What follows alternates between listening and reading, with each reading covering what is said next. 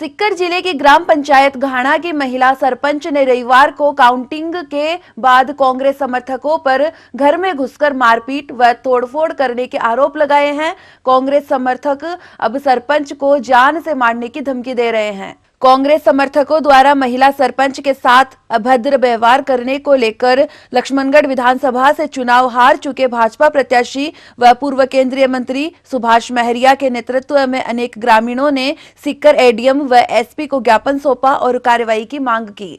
सरपंच राधा रानी ने बताया कि रविवार शाम को जैसे ही लक्ष्मणगढ़ विधानसभा से कांग्रेस प्रत्याशी गोविंद सिंह डोटासरा विजेता घोषित हुए तो हमारे घर में 200 से 300 लोग इकट्ठे होकर आए और घर में तोड़फोड़ की। कांग्रेस समर्थकों ने घर में पत्थर फेंके जिसमें परिवार के 2 लड़कों को चोट आई है। कांग्रेस समर्थकों ने उनके साथ अभद्र व्यवहार किया और जाति सूचक गालियां दी। सरपंच ने बताया कि हमारे परिवार की महिलाओं ने जैसे ही मुझे बदमाशों के चंगुल से छुड़ाने की कोशिश की तो उन लोगों ने महिलाओं के कपड़े फाड़ दिए, जिसके बाद से कांग्रेस समर्थक व्हाट्सएप ग्रुपों में गालियां निकाल रहे हैं और उनके खिलाफ मैसेज डाल रहे हैं। सरपंच ने बताया कि आज जब वे एसपी कार्यालय में शिकायत दर्ज कराने आई तो 4-5 बदमाशों ने उन्हें जान से मारने की धमकी दी और कहा कि अगर उनका नाम लिखवाया तो वह उसे जान से मार देंगे। वहीं एसपी ने ग्रामीणों व महिला सरपंच को उचित कार्रवाई का आश्वासन दिया। इस दौरान भाजपा नेता दिनेश जोशी, भाजपा जिला मंत्री भागीरथ गोदारा सहित भाजपा कार्यकर्ता मौजूद रहे। घाना की सरपंच और ऐसी समाज की हूँ, मेरे को इतनी धमकियां मिल रही हैं। रात को जैसे ही डोटासरा जी विजय हुए तो हमारे घर पे 200-300 आदमी इकट्ठे होके आए।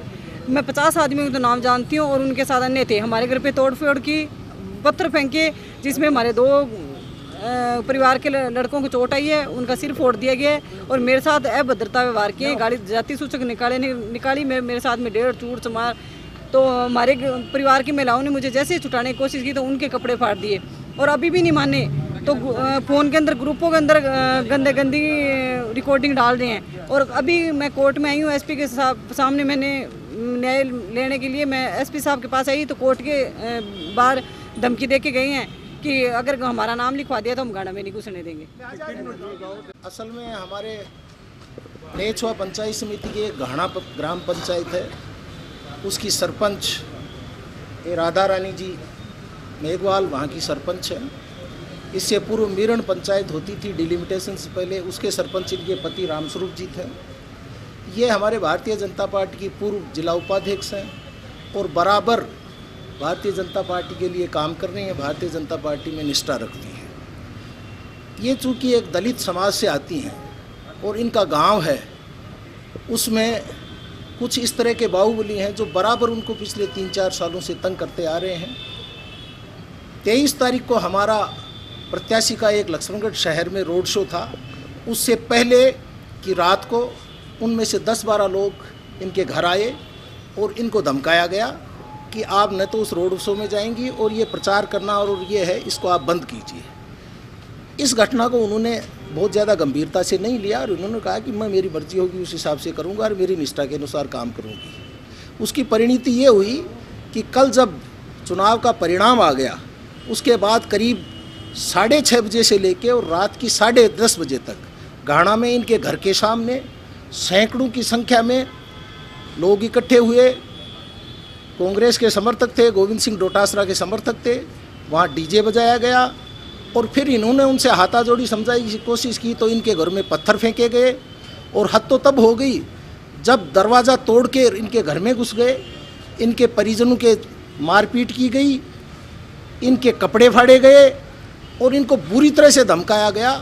और यही नहीं, अभी जब पुलिस से मिलने के लिए और एप्लीकेशन टाइप करवा रहे थे कोर्ट परिसर में, फिर उनमें से 3 गुंडे आए हैं और इनको धमका के गए हैं कि हमारा कुछ नहीं बिगड़ने वाला और इस तरह की कार्रवाई करोगे तो आपको गांव में नहीं रहने देंगे। कहने का तात्पर्य यह है कि लोकतंत्र में सबको हक है अपनी निष्ठा के हिसाब से काम करने का, लेकिन ये इस तरह की गुंडागर्दी और इस तरह की असामाजिक कार्रवाइयाँ अगर कांग्रेस के विधायक के बिना पे हो रही हैं, उनकी सहमति बिना नहीं हो रही। पुलिस रात को गई, केवल 2 सिपाही गए, इनको किसी तरह का प्रोटेक्शन नहीं दिया गया।